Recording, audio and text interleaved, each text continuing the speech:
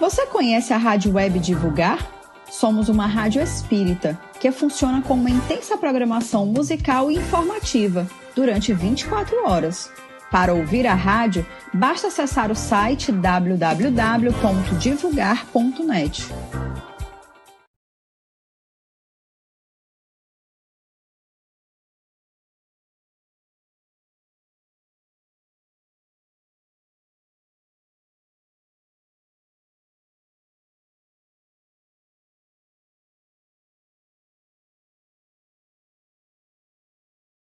Ditosos, ditos e ditados para o Evangelho no Lar. Se encontra à disposição nas principais plataformas de venda. E um bom Evangelho no Lar para todos.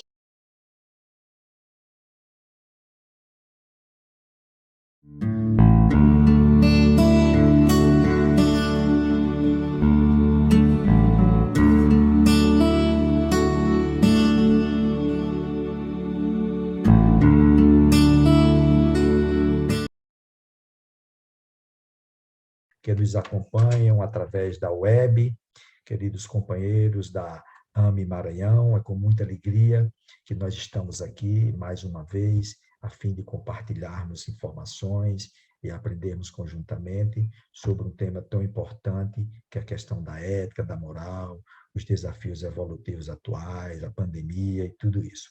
Eu me chamo Carlos Roberto de Souza Oliveira, eu sou médico, anestesista, e trabalho aqui na AME Campina Grande, também faço parte do Departamento de Bioética da AME Brasil, e junto com diversos companheiros que fazem o movimento médico espírita, nós procuramos divulgar esse ideal para levar um pouco de esclarecimento, de compreensão e de consolo para todos que se interessem em estudar essa temática. Então, inicialmente, nós vamos fazer uma prece, para, em sequência, abordarmos o nosso tema para o dia de hoje, ok?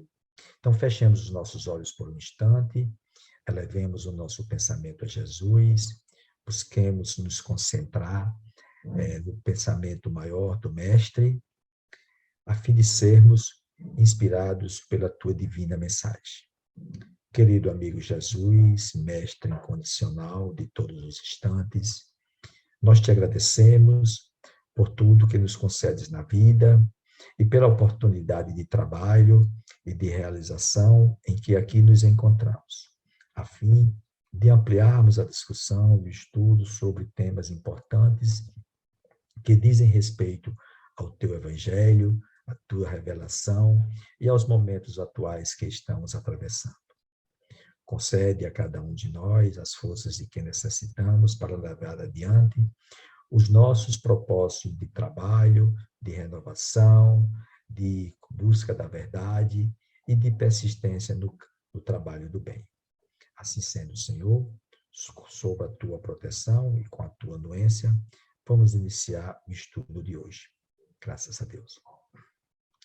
Bem, companheiros amigos, hoje nós vamos fazer um estudo sobre uma abordagem ética e moral diante dos processos evolutivos que acometem a humanidade desde os seus tempos em que ela iniciou essa trajetória, essa jornada, culminando com os difíceis momentos que nós estamos atravessando em época atual, certo? Então, nós vamos lembrar aqui essa citação registrada no Evangelho de João, quando Jesus, ele falava para todos nós que existiam muitas moradas da casa do nosso Pai, certo? E se assim não fosse, ele diz, eu já vos teria dito. Então, como compreender essa ideia dessas muitas moradas que existem na casa do Pai? Nós sabemos que as revelações que Jesus nos deixou, ela envolve um aspecto espiritual, um aspecto transcendental, um aspecto. Nós vamos gradativamente, à medida que o indivíduo vai evoluindo e adquirindo maturidade psicológica, espiritual, ele vai compreendendo as máximas evangélicas do Cristo e extraindo toda a beleza que existe nela.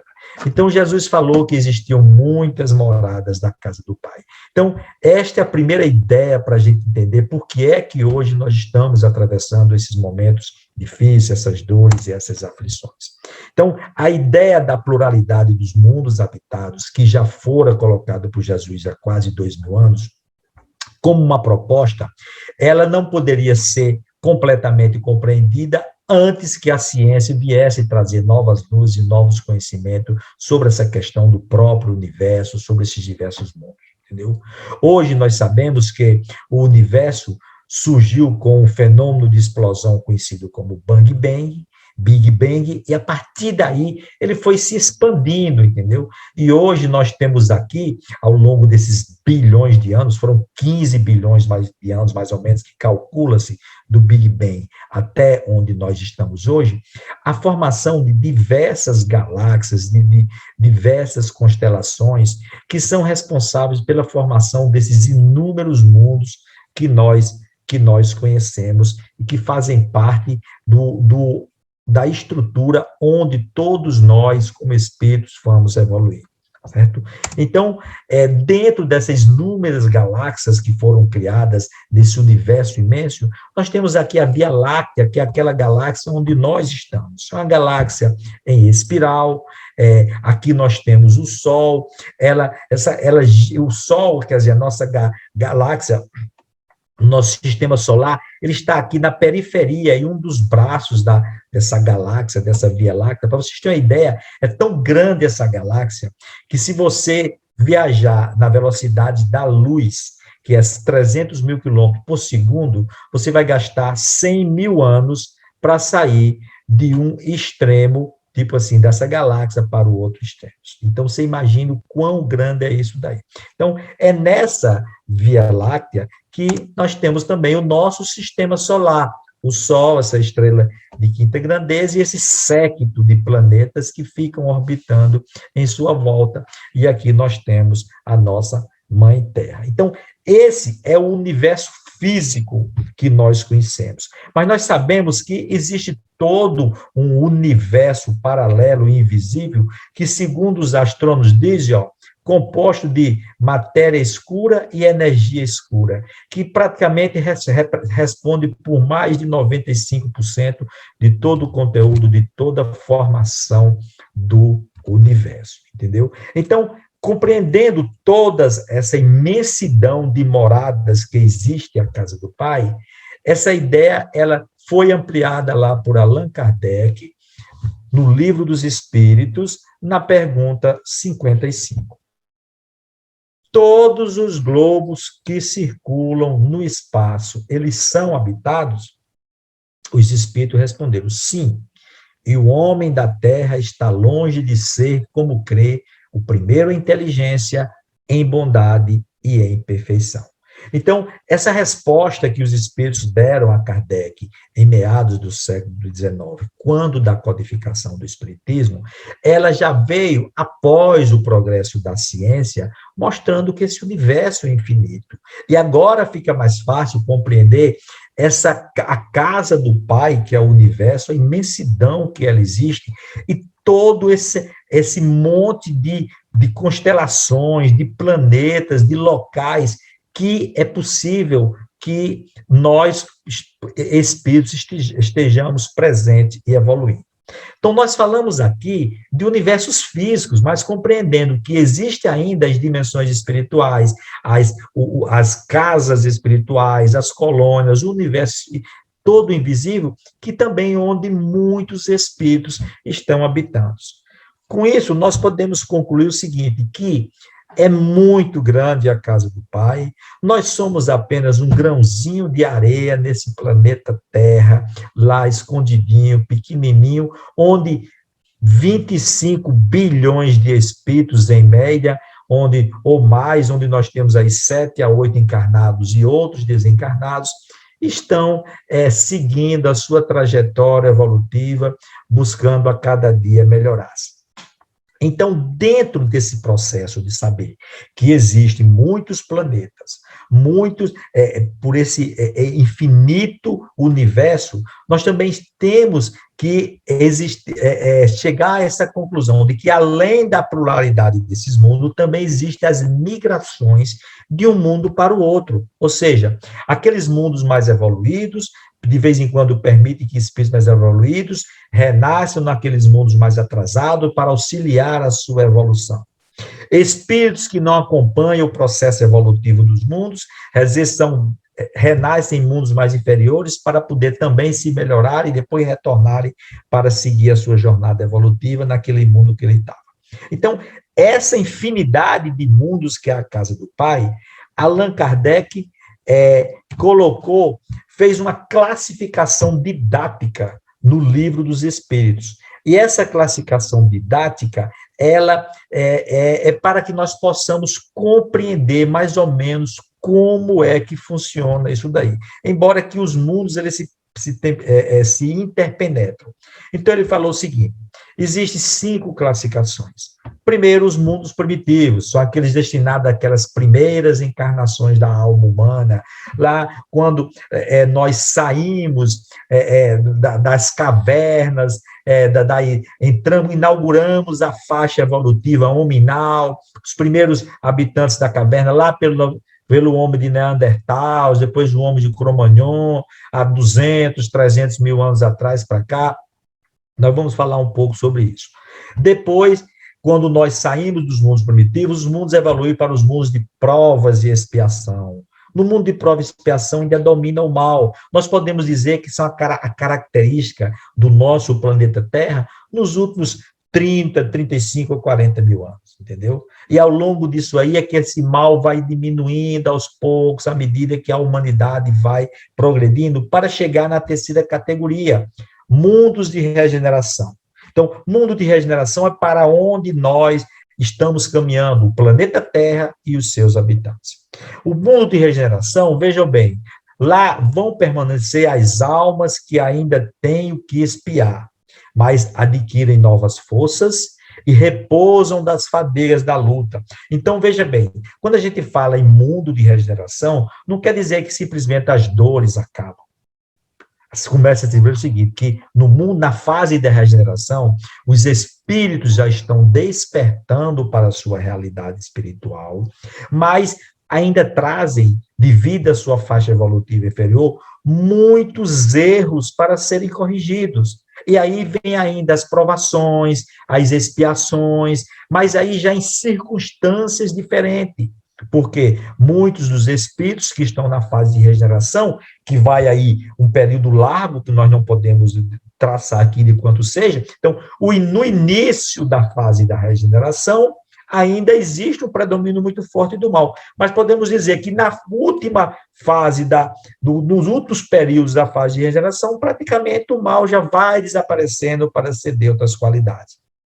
Então, é para onde nós estamos caminhando. A quarta categoria, Kardec colocou que são dos mundos felizes. Nos mundos felizes, o bem já começa a superar o mal. Olha, é o contrário do mundo de expiação e prova. No mundo de expiação e prova, o mal supera o bem. No mundo feliz, o bem já está superando o mal, até que o indivíduo chegue, os espíritos cheguem aos mundos celestes ou divinos, que é a morada dos espíritos puros, e o bem reina exclusivamente. Seriam os mundos perfeitos. Então, a gente tem que entender o seguinte: cada mundo, ele tem essa característica dessa classificação pelos seus habitantes. Então, são seus habitantes que vão estar na perfeita sintonia para esses mundos. Assim como existe a evolução individual de cada espírito, existe a evolução dos mundos.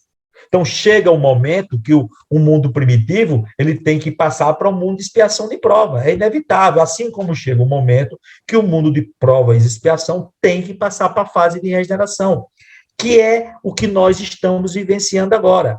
E assim sucessivamente, até mundos felizes e os mundos celestes. Se os habitantes que estão em cada mundo nessa classificação não se esforçarem no geral de evolução, quando chega esse momento, o que é que acontece? Eles vão ficando para trás. Um exemplo, nós estamos aqui no mundo de prova e expiação, na fase de transição para o mundo de regeneração, onde as características dos espíritos serão diferentes de um mundo de prova e expiação. Se aqueles espíritos que também estão evoluindo não se adequarem ao processo de renovação, o que é que acontece? Eles não vão acompanhar a evolução do planeta. E aí ele vai ter que renascer em planetas compatíveis com o seu nível de evolução. Isso é o que nós podemos falar, a grande harmonia, o grande equilíbrio que existe no universo e na criação divina. Os mundos são solidários uns com os outros, os habitantes, os espíritos de cada mundo também são solidários, quer dizer, e a gente observa o seguinte, à medida que esses planetas vão saindo de mundos primitivos para mundos celestes, eles vão se desmaterializando, ou seja, a vida material vai diminuindo a sua influência e começa a prevalecer mais a vida espiritual. E esses mundos vão adquirir condições físicas e materiais que nós não fazemos a mínima ideia ainda, porque ainda não conseguimos chegar lá, certo? Mas é a tarefa que nós temos que realizar, é o objetivo que nós temos que alcançar. Então, veja bem, compreendendo esse ambiente onde os espíritos evoluem, nessas múltiplas casas do Pai, desses diversos mundos, nós pegamos essa fala de André Luiz na Evolução em Dois Mundos, onde ele trata da evolução do princípio inteligente, tanto no lado espiritual, como no lado material, mostrando que nós fomos criados simples e ignorantes, como está no Livro das Espíritos, com a simplicidade da nossa constituição e a ignorância do nosso destino. Então, ele coloca lá na página 42, olha, o ser, quer dizer, o espírito, seja encarnado ou desencarnado, viaja no rumo da elevada destinação que lhe foi traçada do plano superior, tecendo com os fios da experiência a túnica da sua própria exteriorização. Então, veja bem, o ser, quer dizer, o ser espiritual, tem uma destinação elevada, futura, que é o quê? Aquilo que Jesus colocou. Sede perfeito, como perfeito é o vosso Pai Celestial. Então, a perfeição relativa é a nossa meta. E essa meta foi aqui, ó, traçada pelo plano superior, ou seja, traçada pelas leis divinas, para que ela regule a nossa evolução. Seja a evolução do espírito, ou seja a evolução do corpo físico, a evolução da matéria, a evolução dos mundos.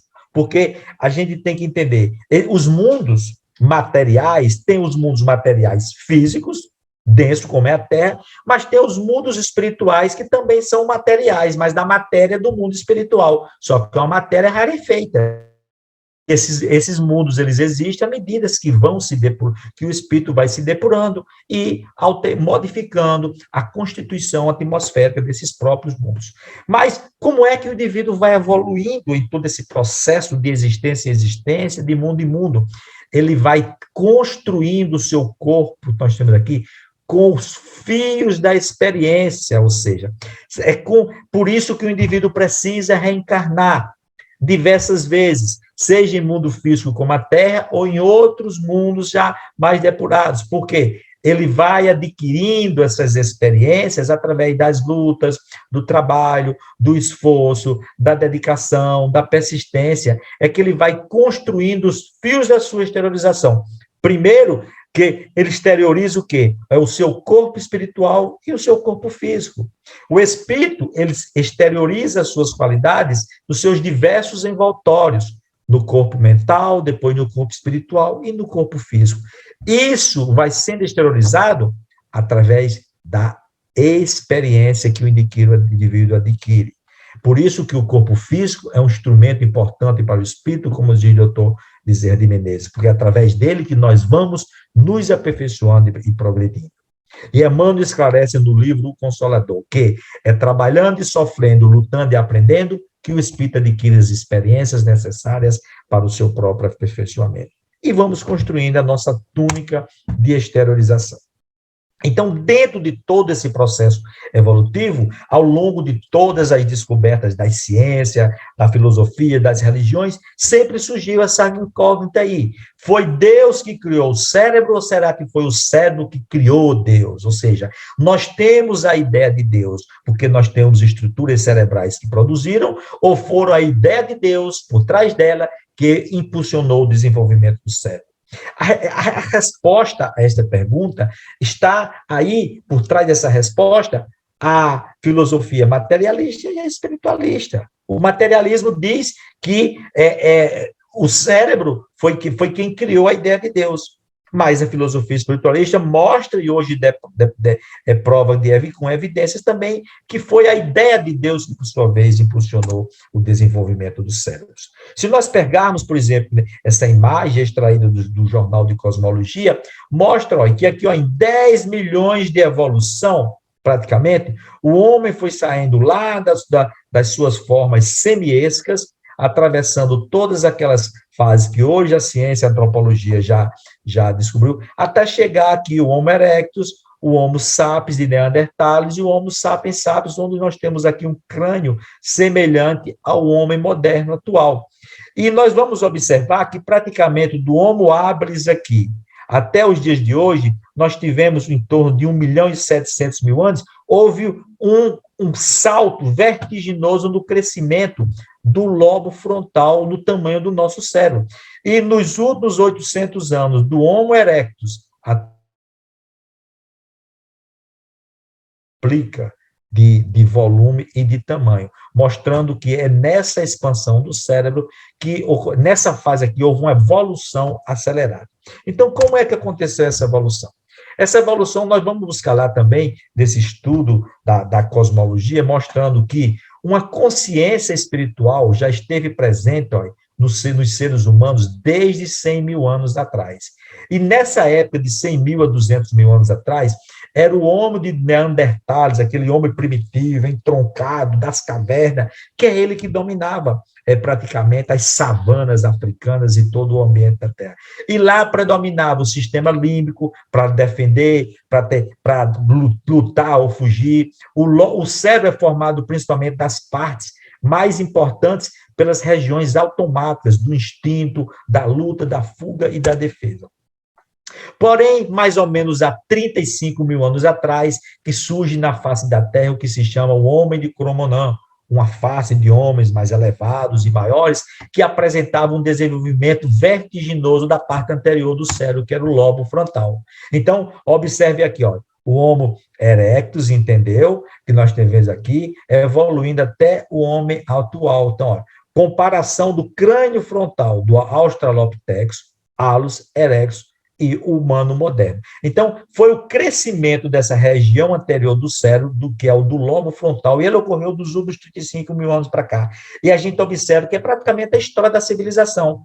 A humanidade passou a entrar numa fase da civilização moderna dos 40 mil anos para cá, com aquela formação daquelas civilizações mais primitivas. Então, o Dr. Mário Beauregard, um dos grandes pesquisadores, nesse livro fantástico, Cérebro Espiritual, ele mostra que foi exatamente o que? A ideia de Deus que impulsionou o desenvolvimento dos cérebros. Ele diz lá, uma evolução biológica orientada e intencional permitiu aos seres humanos moldar de maneira consciente e voluntária todo o funcionamento do nosso cérebro, para que o nosso cérebro pudesse exteriorizar exatamente as qualidades espirituais. E esse impulso, ele diz, foi impulsionado, essa evolução foi impulsionada não apenas por instinto de sobrevivência ou reprodução, mas não, foi os complexos conjuntos de percepções, metas, desejos e crenças. Então, é a realidade subjetiva que existe, da própria realidade espiritual intrínseca do homem, desde as suas fases primitivas, que foi responsável para impulsionar o desenvolvimento do nosso cérebro. Essa mesma ideia, compartilhada por André Luiz no livro Evolução em Dois Mundos, quando ele colocou o seguinte, que a evolução morfológica, ela prosseguiu aparelhando-se com a evolução moral. Ou seja, o espírito vai progredindo em moralidade, em valores morais, e a partir daí é que ele vai impulsionando o desenvolvimento de toda a sua estrutura física, a começar pelo seu cérebro. Então, vem primeiro a evolução moral, a evolução física. É desta forma que vai ocorrendo a evolução em dois mundos, ou seja, em duas faixas evolutivas. O espírito, ele progride quando encarnado, e progride também quando está desencarnado. E ao longo de toda essa caminhada evolutiva em que o espírito começou lá, nos minerais, desenvolvendo a afinidade, entendeu?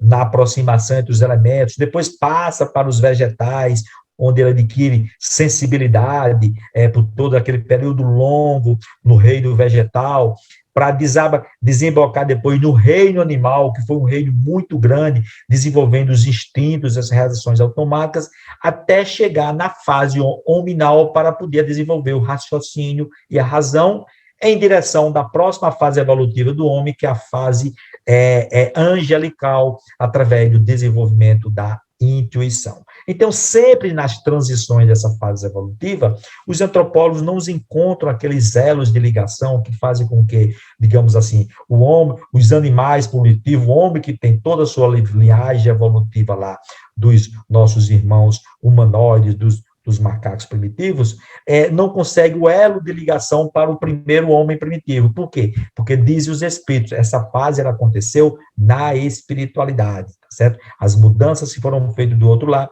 para que o homem já renascesse com novas qualidades. Então, a evolução moral, ela vai caminhando junto e impulsionando a evolução morfológica.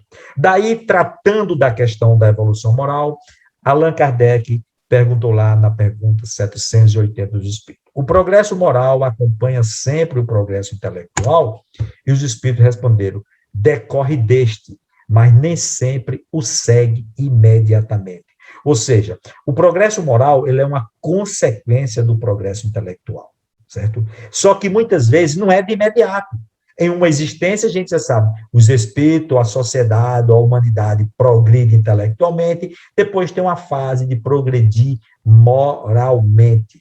É o que, por exemplo, os espíritos nos dizem que nos últimos 2 séculos, a humanidade planetária progrediu muito intelectualmente, materialmente, pelos avanços da ciência, das conquistas na área da saúde, da higiene, da longevidade, da alimentação, ou seja, na preservação da estrutura física, das construções de grandes mundos, de grandes cidades, de resolver, da conquista da luz elétrica, da indústria, ou seja, a produção em massa de alimentos, tudo isso daí. Porém, é preciso agora que ele progrida em moralidade, porque para que o espírito possa alçar o voo rumo à sua perfeição, para os mundos celestes e perfeitos, ele tem que voar com a asa do sentimento e com a asa do conhecimento. Certo? Então, o progresso moral vem na sequência. E Kardec pergunta, como o intelectual engendrar o progresso moral? Aí os espíritos disseram, fazendo compreensíveis o bem e o mal. O homem, desde então, ele pode escolher. Ou seja, e o desenvolvimento do livre-arbítrio acompanha o da inteligência e aumenta a responsabilidade dos atos. Veja como essa resposta, ela abrange muitas questões da vida do indivíduo.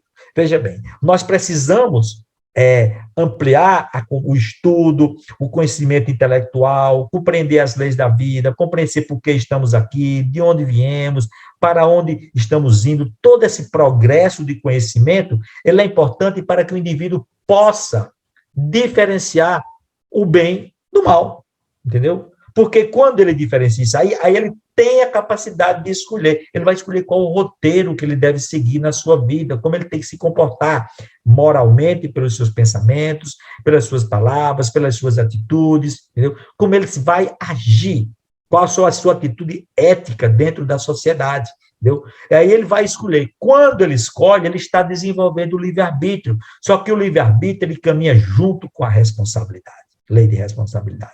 Lei de liberdade dá um passo, lei de responsabilidade dá outra junto. Aumentando a responsabilidade dos seus atos, o homem vai progredindo. Livre, consciente, responsável pelas consequências das suas próprias escolhas e herdeiro de si próprio.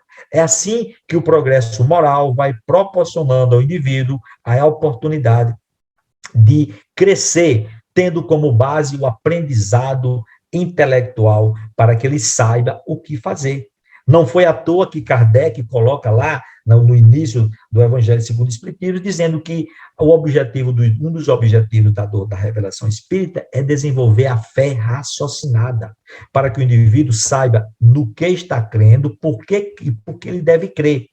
Então, nós temos, não crer porque crer, é importante compreender, como disse o codificador. Então, você tem que saber saber aquilo que você está acreditando. Isso se chama racionalizar a nossa crença. E a doutrina espírita nos proporciona isso daí. Então, Kardec volta a perguntar, na pergunta 791. A civilização se depurará um dia de modo a fazer que desapareçam os males que haja produzido? Porque nós vimos que os mundos vão começando lá de primitivo, prova e expiação, e é a própria civilização que vai criando os seus males. E ela própria que tem que fazer com que ele desapareça. E os espíritos disseram, sim, quando o moral estiver tão desenvolvido quanto a inteligência. O fruto não pode surgir antes da flor. Então, mais uma vez, os espíritos dizendo, quer dizer, nós vamos fazer com que todo o mal desapareça da Terra quando o indivíduo extinguir o mal que existe dentro dele mesmo. Através de quê? Através do seu progresso moral que ele tem que fazer. Ou seja, o progresso moral é o fruto. Não pode vir antes da flor. É por daí a necessidade de cada um de nós, ao compreendermos essas verdades, nos esforçarmos buscando a nossa própria renovação. Então, na pergunta 783, quer dizer, Kardec faz essa nova indagação sobre os espíritos em relação ao progresso. Porque nós vimos que o indivíduo vai progredindo de conhecimento, de moralidade, de existência em existência, um tempo aqui encarnado, outro tempo desencarnado. Porém, isso tem uma fase, tem um período estipulado pelas inteligências superiores, pelas leis divinas, para que o indivíduo nasça, renasça, nascer, renascer, morrer ainda, tal é a lei. Porém, chega um momento que ele é crucial para a transição do mundo. Está aí na resposta da pergunta 783. O progresso da humanidade se faz de forma regular e lenta, que resulta da força das coisas. Mas quando um povo não avança rápido o suficiente, a providência provoca de tempos em tempos um abalo físico e moral que o transforma. Então, gente, é o que está acontecendo na atualidade. Nós tivemos um período aí para trás considerável para que os espíritos fossem se modificando, certo? Vieram a revelação lá dos profetas no Antigo Testamento, a revelação moral das diversas religiões que compõem a humanidade. Depois veio Jesus, há quase 2000 anos, trazer o seu evangelho para tentar impulsionar também o progresso moral da humanidade. E nós estamos aqui, final da mudança do século XX, iniciando o século XXI, a mensagem de Jesus um pouco esquecida e deturpada, mas veio a doutrina espírita mostrar para a gente que nós estamos nessa fase de mudança, de regeneração e de transformação. É isso que ela vem nos dizer. Então, nós tivemos essa fase de progresso lento e gradual, que ele aconteceu mediante os esforços de cada um. Agora não. Agora chegou a fase de ter uma chacoalhada, uma impulsionada, um abalo físico e moral para que a humanidade se transforme. Por quê? Porque chegou o momento do planeta Terra ascender na sua categoria de mundo de prova e expiação para mundo de regeneração. Então, ele precisa progredir moralmente. E aí, lá na pergunta 629, Allan Kardec perguntou, o que é que a gente pode dizer que é moral? Se definir por moral, né? Porque a gente fala muito, é necessária a transformação moral, é necessário a renovação moral, é necessário a programação moral. Só que moral, diz aqui os espíritos, é a regra de bem proceder, isto é, de distinguir o bem do mal. Olha aqui como moral e ética já estão coexistindo. Moral é, digamos assim, as leis. A moral é a regra dizendo os hábitos, os costumes, o que é E proceder é a ética, é o nosso comportamento. Nós vamos ver isso daí. Moral e ética, eles coexistem para impulsionar a evolução do homem, do espírito, seja encarnado ou desencarnado. Só que moral está relacionado com hábitos e costumes. E os hábitos e costumes de um povo vão se alterando à medida que o tempo vai passando e que esse povo vai progredindo. Enquanto que a ética está relacionada com o comportamento. Comportamento, as atitudes que nós vamos tomar, tendo como base, como regra, o quê? Os princípios morais, que são estabelecidos em formas de leis, que estão aonde, como diz assim, nas leis, como base as leis de Deus, tá certo? Então, moral, essa atitude, essa regra que permite ao indivíduo proceder fazendo a distinção, usar o seu livre-arbítrio para distinguir o bem do mal. Tem como fundamento as leis divinas, a lei de Deus. Por quê? Porque quando nós agimos, quando o homem procede bem, ou seja, quando ele faz o bem para todos, ele está cumprindo a lei de Deus. Porque a lei geral de Deus diz o seguinte, que o bem tem que ser exercido para todos. Quando o indivíduo, se ele se comporta, quando as suas atitudes têm como base proporcionar o bem para a humanidade, para todos, ele está cumprindo essa lei. Por isso que moral, ela se fundamenta na observância da lei de Deus. Observância quer dizer prática, né? Olhar e guardar não. Como disse Jesus, se guardares os meus mandamentos, quer dizer, se observares os ensinamentos que ele está dando, e os praticares, alcançareis a vida eterna. Então, é necessário que haja a prática disso daí, tá certo? Dessas leis que estão aonde? Escritas na nossa consciência. Está lá, pergunta 621 do Livro dos Espíritos.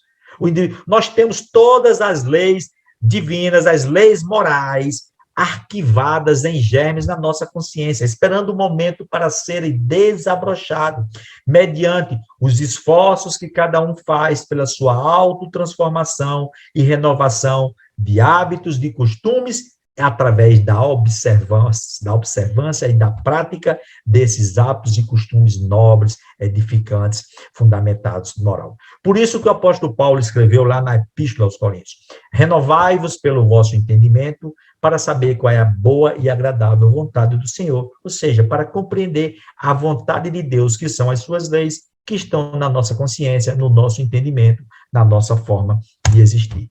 Então, Kardec, ouvindo essa resposta, essa pergunta, de que o moral se fundamenta nas leis divinas, ele ainda fez uma outra pergunta sobre o seguinte, ele disse, as leis divinas, que é o que compreende no seu âmbito, concerne alguma outra coisa que não seja somente o procedimento moral? Ou seja, os espíritos disseram que não.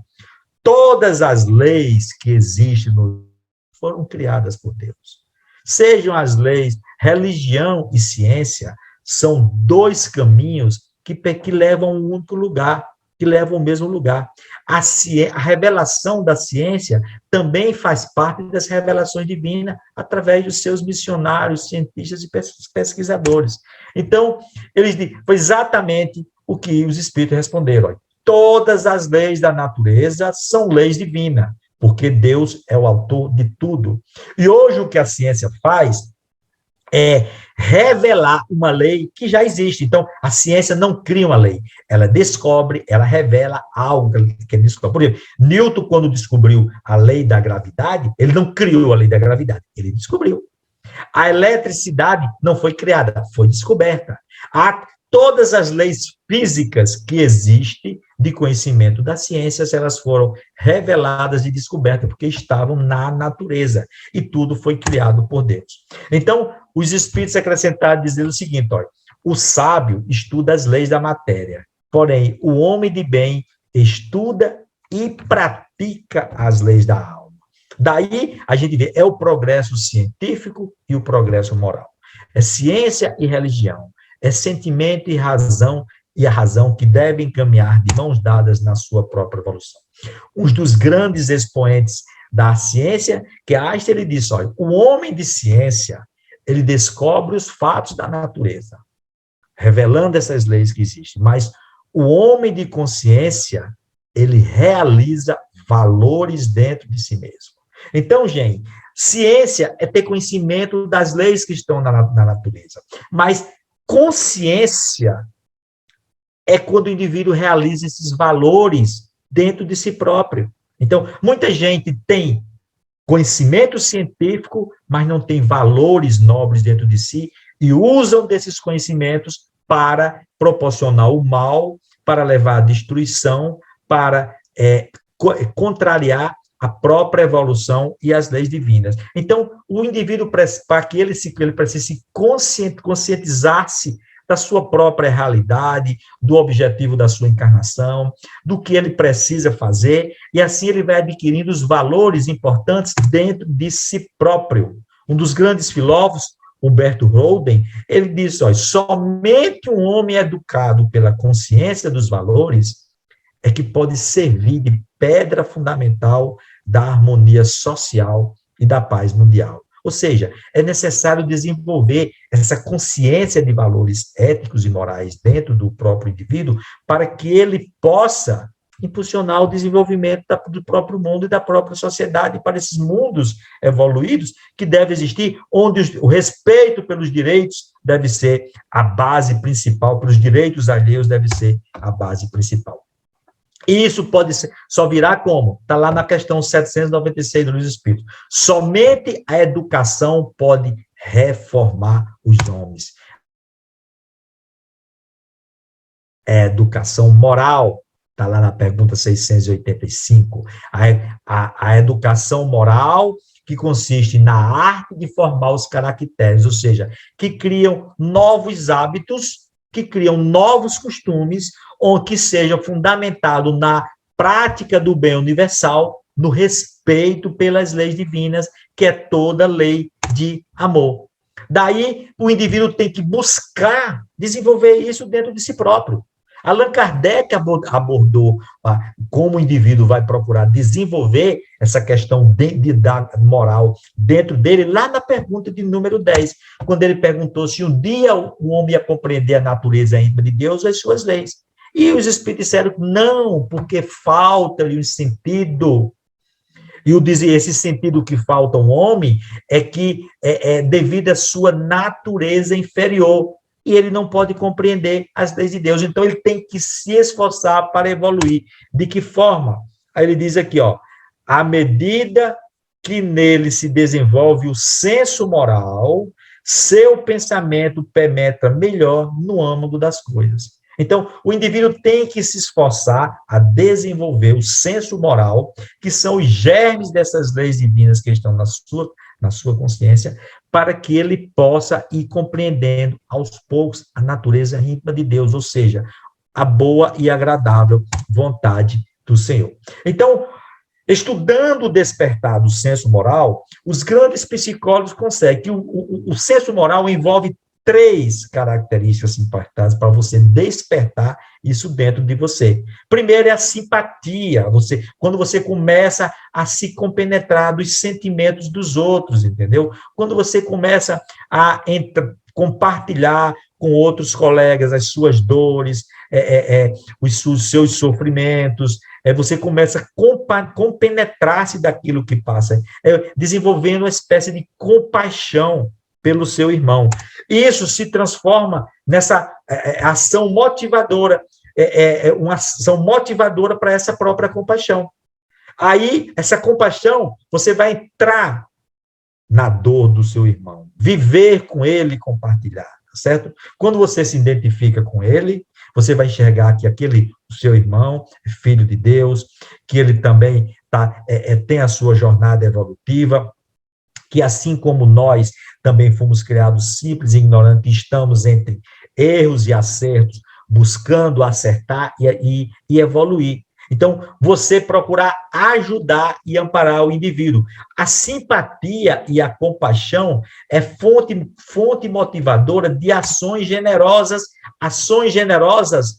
que são responsáveis pela conduta moral, ética e moral do indivíduo. Então, essa conduta moral que o indivíduo vai adotar na vida tem uma dimensão afetiva e intelectual. Afetiva porque você vai, como diz assim, entrar em sintonia Deus, amar o seu irmão como se fosse a si próprio, perdoá-lo diante das adversidades, buscar não cultivar mágoa, nem rancor e nem ódio por ele, ou seja, você começar a se preocupar em cultivar e realizar valores dentro de si próprio. E ela é intelectual, usar do seu conhecimento para engrandecer a própria vida, para proporcionar o bem para toda a humanidade, para toda a sociedade, ou seja, é o progresso intelectual e o progresso moral.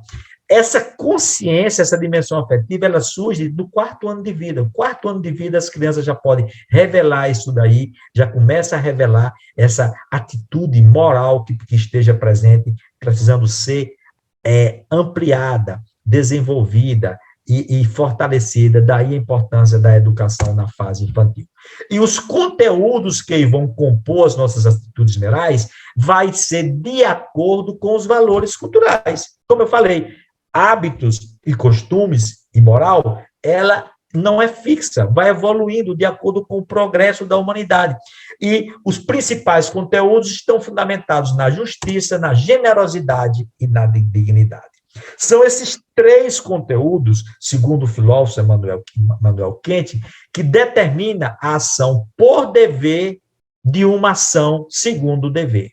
A ação por dever é aquela que o indivíduo age por coerção, por uma lei que obriga, por uma obrigação. Enquanto que a ação segundo o dever é aquela sua atitude que você exerce por conscientização de valores. Então, nós temos que nos esforçar para agir segundo o dever. Então, tendo como princípio, um dos seus primeiros conteúdos desse dever, a justiça. A justiça se manifesta no respeito pelos direitos pessoais.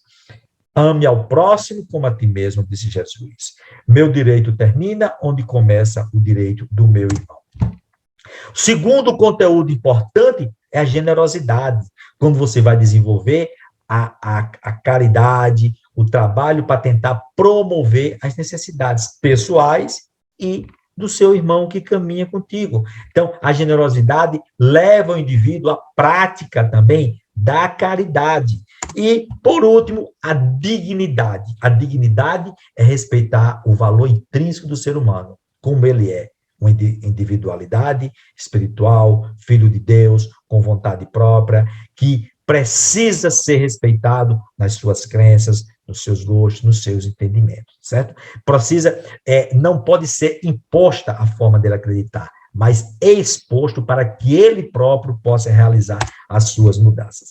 Essa ética, esse conteúdo ético é o mesmo que o filósofo Goethe coloca, Goethe coloca o início da moral no mundo das ideias, entendeu? De onde se tira todas as regras e orientações, ou seja, estabelecendo critérios para a atitude do indivíduo. E coloca o amor como a força propulsora para que você possa vivenciar essas ideias. Então, o que é que ele diz? Numa frase, pensamento muito fantástico, ele diz: há dever quando amamos aquilo que ordenamos a nós próprios. Ou seja, o homem, ele vai buscar nas suas ideias, lá no mundo do seu entendimento, a orientação segura e precisa para que ele obrigue a si próprio a se conduzir segundo o dever e não por dever. Então, com isso, ele desenvolve o seu livre-arbítrio. É uma ética toda livre e vai aumentando a responsabilidade de si próprio. Então, com o progresso moral, o indivíduo vai adquirindo consciência das leis divinas e da necessidade que ele tem de fazer as suas mudanças e da responsabilidade pelos seus próprios atos. E assim ele vai evoluindo, cumprindo o seu dever. Dever este que Emmanuel colocou lá no livro Pensamento e Vida.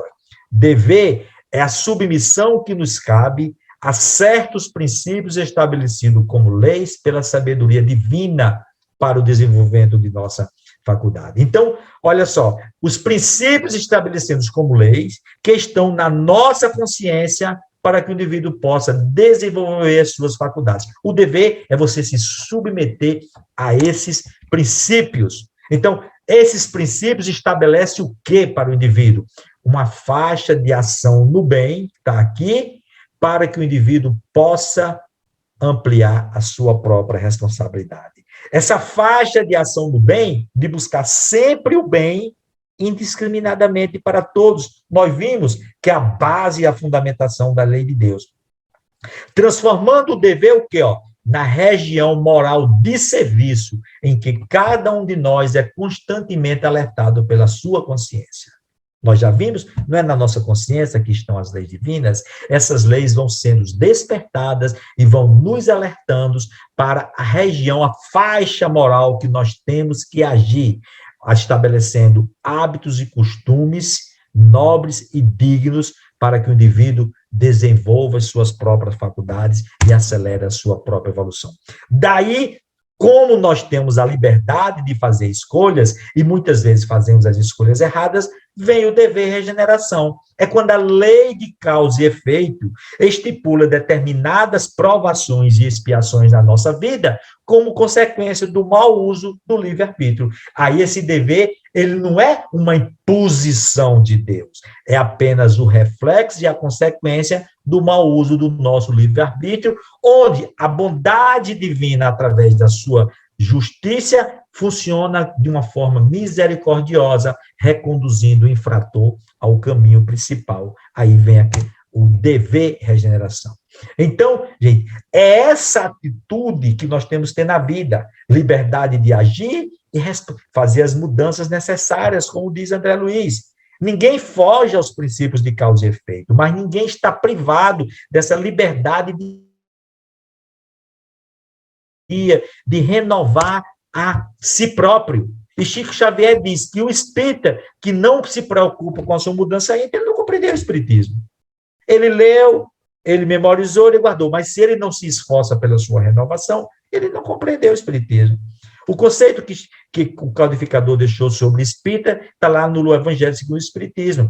Conhece o espiritismo conhece o espírita pela sua transformação moral e os esforços que ele faz em vencer as suas más tendências, as suas más inclinações. O que se chama isso? Reforma íntima, a autotransformação que nós temos que fazer. Então, diante de todo esse cenário que existe orientando a evolução do homem, do espírito, nós chegamos nessa fase que nós estamos aqui, entendeu? Que está lá no Evangelho segundo o Espiritismo, desde do meados do século XIX. Em verdade, eu vos digo que os tempos são chegados. Jesus, há 2000 anos, disse que os tempos estavam próximos. Com a codificação do Espiritismo, diz que os tempos são chegados, que onde deve ser restabelecida a verdade, o verdadeiro sentido, e é isso que a doutrina espírita faz. Ainda no Evangelho segundo o Espiritismo, o Espírito de Verdade diz: aproxima-se o tempo em que se cumprirão as coisas anunciadas para a transformação da humanidade. Ou seja, isso há 200 anos, mais ou menos, atrás. E o Espírito de Verdade diz que ditosos são aqueles que trabalharem apenas com o único móvel, a caridade. Ditosos aqueles que se unem para trabalhar pela vinha do Senhor. E não aqueles que procuram exaltar o orgulho, a vaidade, a discórdia, separando os trabalhadores. Então, os trabalhadores, à última hora, são aqueles que se unem, trabalhando pelo único ideal de trabalhar e de servir pela causa maior. Então, agora, Joana de Anjos, Dr. Bezerra de Menezes e outros espíritos já começam a dizer, não é mais que os tempos estão próximos, nem meados do século XIX, que os tempos estão se aproximando. Mas agora os tempos chegaram. E Joana colocou, opera-se na Terra, neste largo período, a grande transição, anunciado lá nas Escrituras, e que o Espiritismo confirmou na sua codificação, tá certo? E ele diz que não são só essas mudanças físicas que vão acontecer, mas também as mudanças de natureza moral que tem que acontecer, de mudança moral, mudança social, mudança humana, da mudança humana, tudo isso faz parte desse processo de mudança, de transição. E aí, qual é a melhor maneira que nós temos de vivenciar esse momento de transição? Compartilhar conscientemente da gratidão, como através da consciência de responsabilidade pessoal, realizando as mudanças íntimas que se tornem próprias para a harmonia do conjunto. Então, gente, não temos outra alternativa. A melhor forma de vivenciar esse período louco, de dor, de pandemia, de sofrimento, de provações coletivas generalizadas, é responsabilidade individual, compreender que nós somos espírito eterno, a morte, a destruição é física, mas o espírito sobrevive, fazer as mudanças morais necessárias que precisamos para entrar nessa nova fase de regeneração. Onde é que isso começa, de João adiante? Na nossa mente. Na mente está a chave para a mudança. Tá certo? Você tem que começar na mente alterando seus sentimentos, seus pensamentos, direcionar tudo isso para as palavras corretas, para as atitudes corretas, para comportamentos corretos, ou seja, toda uma mudança moral e ética, objetivando esse autoconhecimento, essa autotransformação, para habitarmos essa nova fase evolutiva, que é o mundo de regeneração. Através de atitudes positivas, como diz, está no livro de Divaldo, no mundo de regeneração. Atitudes positivas para que nós possamos enfrentar todas as diversidades, inclusive as doenças, as pandemias, as infecções, buscando ter equilíbrio mental, irrestrita confiança em Deus, porque ninguém passa por nenhuma aprovação que não esteja dentro do seu planejamento, uma oração ungida de amor e os esforços na prática do bem e na caridade, porque isso fortalece todo o sistema imunológico do indivíduo, aumenta a produção de anticorpos, para que o indivíduo adquira resistência orgânica, para que ele possa atravessar esse momento de turbulência. André Luiz diz na Evolução em Dois Mundos que o bem constante gera o bem constante. Quando nós exercemos a caridade, a prática do bem, as radiações de solidariedade, ou seja, de agradecimento àquelas pessoas que são beneficiadas, se voltam para todos nós, exatamente fortalecendo o nosso sistema imunológico. Então, não temos que ter medo, temor, rancor, achar que de uma hora para outra nós vamos partir de uma forma prematura, como se tudo acontecesse ao acaso. De forma alguma. Nós temos que estar conscientes da nossa responsabilidade nessa fase, fazendo as mudanças morais necessárias, seguindo os comportamentos das vigilâncias sanitárias que são recomendados, como toda essa que a ciência já demonstrou e provou diante de toda a pandemia, de que existe, de todo o cataclisma, de todo o processo turbulento. Seja, da questão do uso de máscaras, da questão atualmente da vacinação, do distanciamento, ou seja, seguindo essas orientações sanitárias de acordo com o que os próprios estudos vão demonstrando. E, atualmente, nós sabemos que a vacinação é o meio mais eficaz que tem para que haja um controle dessa pandemia o indivíduo, e a humanidade vá fortalecendo o seu sistema imunológico e superando mais essas adversidades, como diz os Espíritos no próprio livro Mundo de Regeneração. A vacinação, ela vem aliviar essa situação, mas as provações de cada um são individuais. Então, é preciso que a gente tenha essa conscientização de que o planejamento individual, de vida de cada um de nós, ele vai estabelecer como é que nós vamos vivenciar todas essas lutas. Só que nós temos que afastar o medo, o temor, o pânico e a incredulidade da nossa mente, o quê? Para dar lugar ao quê? A confiança em Deus, a fé raciocinada, a oração, principalmente a oração com amor, com consciência, e trabalhar no campo do bem, tanto na caridade material como na caridade moral, e fazer as mudanças morais necessárias em si próprio. Então, Dr. Bezerra chama esse período de gloriosa transição. Ele diz, olha, esses dias assinalam uma data muito especial, a data da mudança do mundo de provas e expiações para o mundo de regeneração. Então, gente, nós estamos aqui, atravessando esse período, e retroceder não é mais possível, diz o codificador Dr. Bezerra de Menezes. E ele diz o seguinte, lembrando assim, que todos nós firmamos compromissos com Jesus na espiritualidade antes de renascermos, até darmos a nossa vida em sacrifício para vivenciar esse momento de transição, exemplificando a compreensão, a fé em Deus, o otimismo, o equilíbrio mental, ou seja, cada um dando o seu testemunho, independente da religião a qual ele pertença. Então, o planeta vai realizar as mudanças físicas e morais que são inadiáveis. E nós temos que nos esforçar para também fazer essas mudanças. E ele finaliza dizendo, que outros reclamem, que outros se queixem, mas nós devemos sempre lembrar dentro de nós o compromisso de amar e amar sempre, trazendo Jesus de volta.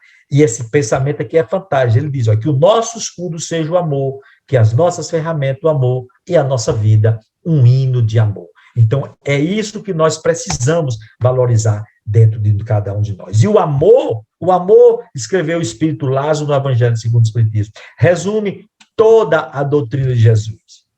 Porque é o sentimento por excelência. E esses sentimentos são o quê? São os instintos elevados à altura do progresso realizado, que cada um faz. Como? Olha, no início, no homem primitivo, a gente só tem instinto. Quando a gente se esforça e progride mais um pouquinho, aí nós, mesmo estando avançado e corrompido, a gente adquire sensações. Mas quando nós nos instruímos e nos depuramos, nós desenvolvemos sentimentos. E o ponto delicado do sentimento é exatamente o amor. Por isso que o amor é o sentimento por excelência, elevado à altura do progresso que cada um já realizou em si próprio.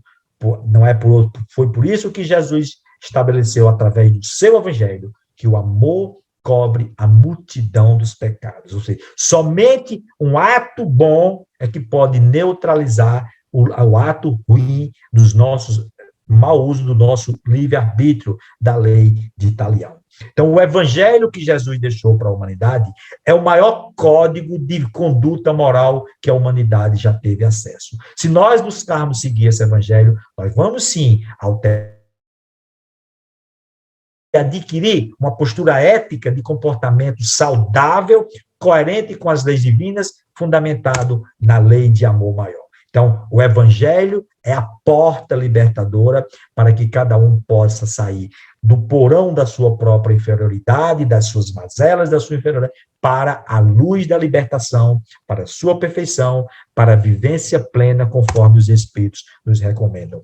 E o caminho maior está aí, na vivência prática desse amor. Amai-vos uns aos outros como irmãos. Nessa frase está aí toda a lei e todos os profetas.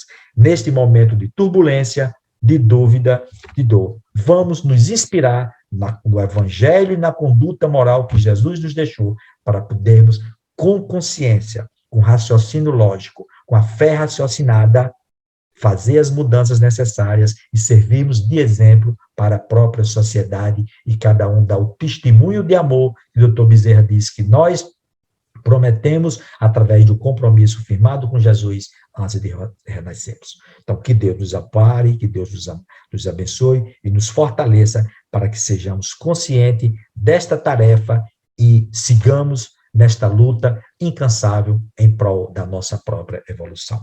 Um grande abraço a todos e que Jesus nos abençoe e nos inspire.